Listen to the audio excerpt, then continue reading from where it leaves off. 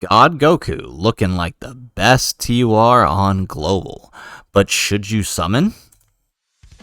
How's it, everybody? Celtic Link here. We're back for another Dokkan battle video. In today's video, we are answering the age-old question: should you summon for the Saiyan Day 2023 God Goku? Is he worth your stones? As always, before we determine whether or not you should summon, there are several factors we have to consider. Number one, the unit himself. Is the unit good enough to justify a summon for them? Number two, is the banner worth your time and investment? Are there units on the banner worthy of pulling, or are they completely skippable? And then finally, we'll take a look at what lies ahead. What units are coming to global here in the near future that maybe we should keep an eye on, to include the 8-year anniversary. Once we've gone through all of that, we will go ahead and give our recommendation on whether or not we should summon for God Goku. So without further ado, let's kick it off with our first detail here, and that is the unit himself. Does the unit justify a summon? Well, he is a pure Saiyans or hybrid Saiyans, category key 3 HP attack and defense 170. That is now, I think, besides Raditz, the highest pure Saiyans lead that we have. He also gives an additional 30% to Power of Wishes or Exploding Rage. Power of Wishes is the new category introduced with the 8-year anniversary. So we on global are missing some of the big hitters from this, such as the 8-year LRs and the Carnival LRs, but still a pretty solid category. This 200% lead's going to cover quite a lot of the big hitters on Dokkan itself, such as Fizz Ultimate Gohan, AGL Gohan, as well as a few other characters. So let's take a look at his passive. He activates an entrance animation once only. He gets attack 100% when performing a super attack and randomly changes key spheres of a certain type, Fizz excluded, to Fizz key spheres for 6 turns from the start of turn when there are 6 or more superclass allies on the team. So obviously you're probably running him on a superclass team, so this will never not be an issue, right? He is getting key 2, attack defense 150%. He gets an additional attack and defense 50% when attacking. He gets a medium chance of evading enemies' attack, plus an additional attack and defense 50% and chance of evading enemies' attack 30% with 3 or more key spheres. So at a minimum with 3 key spheres, you are getting a 60% chance to dodge, right? 30% on top of his base 30%. And you're getting up to 350% attack and 250% defense. So that's pretty darn good. It's going to make him a little bit tankier and a little bit stronger.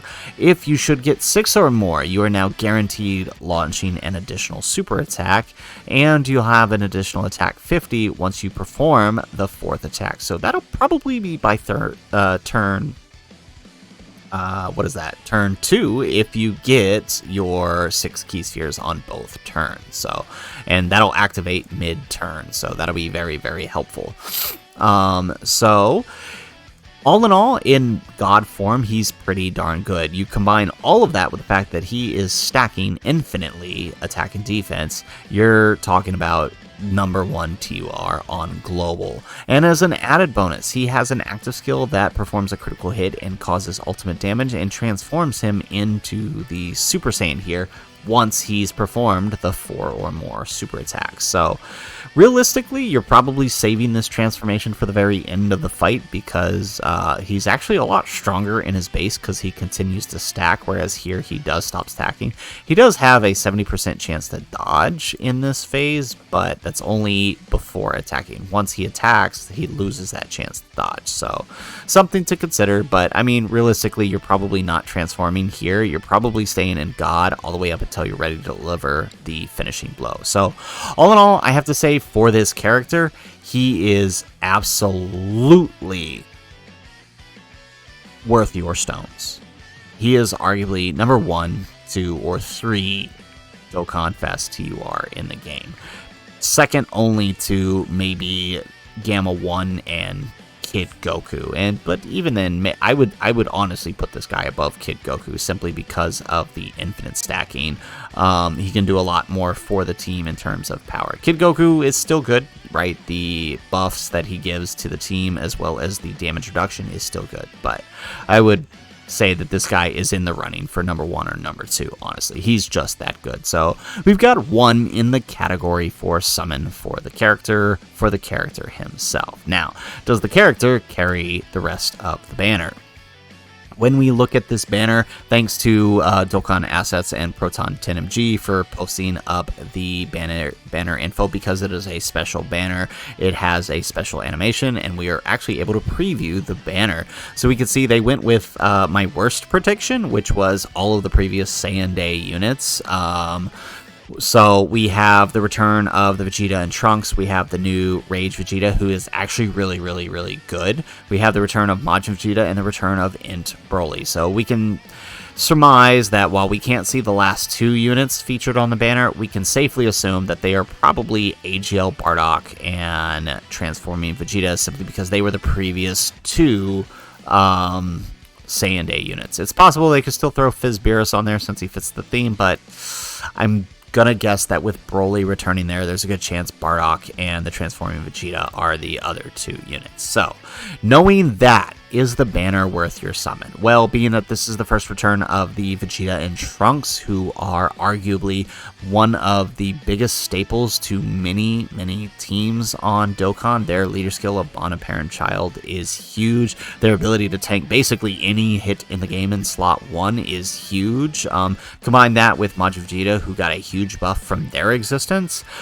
The Rage Vegeta, this guy over here, is super good. He is probably the best banner unit next to STR Piccolo. So, I mean, that's 4 out of the 7 units that are extremely good and worth your stones if you were to have ended up pulling them. So, I would say, yeah, the banner's worth it. 4 out of the 7 are worth the pull. I would say that gives the banner a little bit of leeway, in my opinion, that it could be worth your investment. So, knowing that, we've got 1 in the fight in the category for summon for the character. We've got 1 in the category for summon because of the banner. So now we have to look at what's to come. What are the next things coming on global that may impact our decision to summon?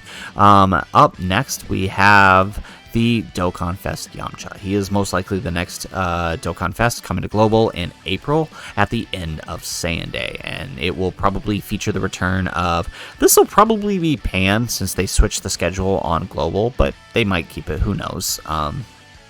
But this is Yamcha's banner. Yamcha and Yajirobe themselves are pretty good, but the banner is not that great. And after Saiyan Day, I'm going to venture that most people are going to want to start saving their stones again, although you should be saving for your 8-year anniversary fund. But if you decide to spend on Saiyan Day, know that this guy's coming next, so he might be a good break for everyone. So, knowing that, unless Yamcha is your thing, you're probably going to skip them. So, up next, we will have the Golden Week celebration. So, last year during Golden Week, we had this Soaring Fighting Spirit campaign, which gave us the Dokkan Fest, STR Goku, and Gohan, and the Transforming Cell, both of which are pretty good units. They might, according to some people, they may have fallen off, but I still find them both very good, and I enjoy using them both.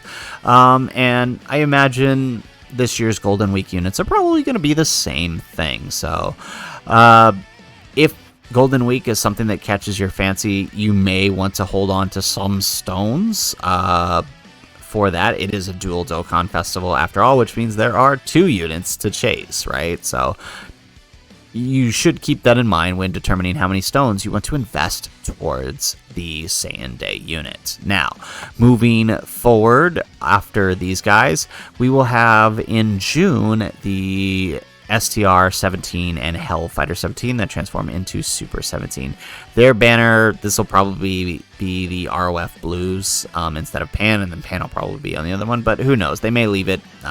Hard to say, but either way, this is the banner right before Global's anniversary in June. It'll probably have discounts, it'll probably have tickets, it'll probably have a lot to try to tempt you into summoning. But knowing that is the banner right before the anniversary, you'll probably want to save. But for those that are interested in Android's characters, I have to throw that out here. If this is something you're interested in, you definitely need to take it into consideration.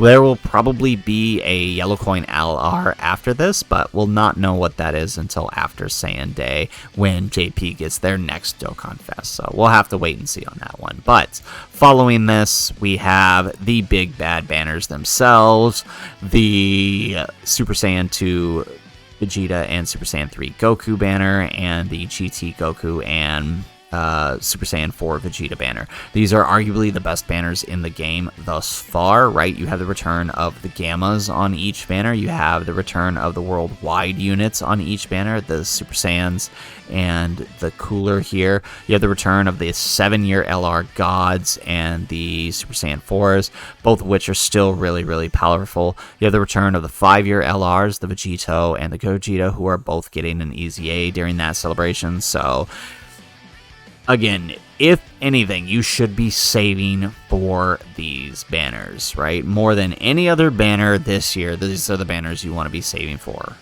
because the anniversary units are always pretty top tier, right? Even these guys who are arguably not as good as these guys, they're still, you know, number 1 and number 2 in the game, right? All things considered. So you probably want to save most of your stones for this. So that's something to consider before jumping into the banner here for God Goku. So we have 1 in the category for summon. We have 2 in the category for summon for the banner. We have a really, really tough choice to make on summoning, knowing what lies ahead. But I'm going to go ahead and say for that category, no. You should probably save for the anniversary if you had to pick, right? God Goku's awesome. If you love God Goku, then go ahead and summon. But if you are trying to be conservative, then maybe hold off till the anniversary, right? Simply because SAIYAN Day, between now and SAIYAN Day and anniversary, there's not much going on.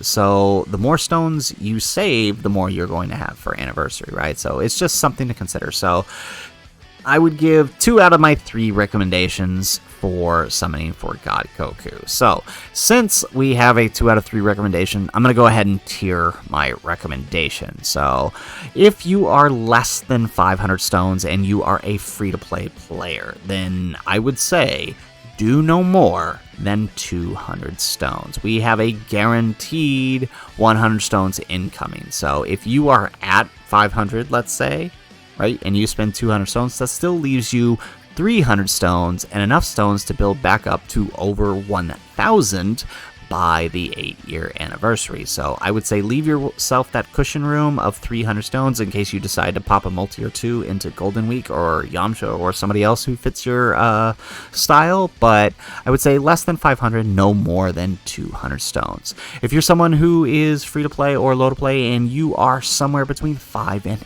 800, I would say do no more than 300 to 400, maybe 250 and call it. If you don't get a featured unit within 250, that's usually a sign that you should stop summoning. But if you're low to play, you are in luck though, because there are tickets available.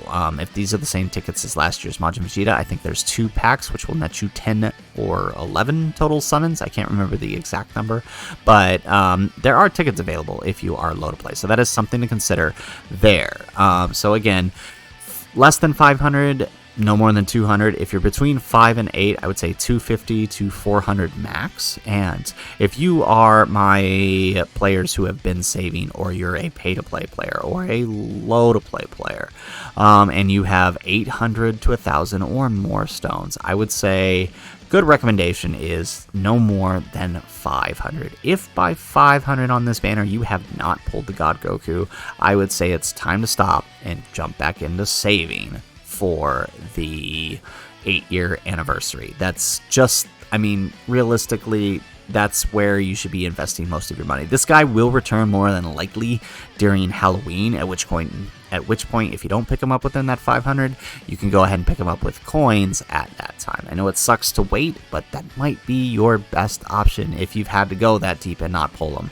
Learn from my mistake on Bardock. Do not go all the way down to 0. You don't want to find yourself in that position and having to figure out how you're going to do your next big summon. So that is just my recommendation. Again, I always like to tier these recommendations because everybody's in a different spot. I don't know where everybody's at, but I think that that's the best way to approach it. So hopefully you guys like my recommendation. Hopefully it helped some of you guys out figure out what you need to do and make your final decision on summoning for Dokkan Fest God Goku. He is good, but there are some considerations you have to make. So with that, if you guys liked the video, make sure you hit that like button and subscribe to the channel if you have not already.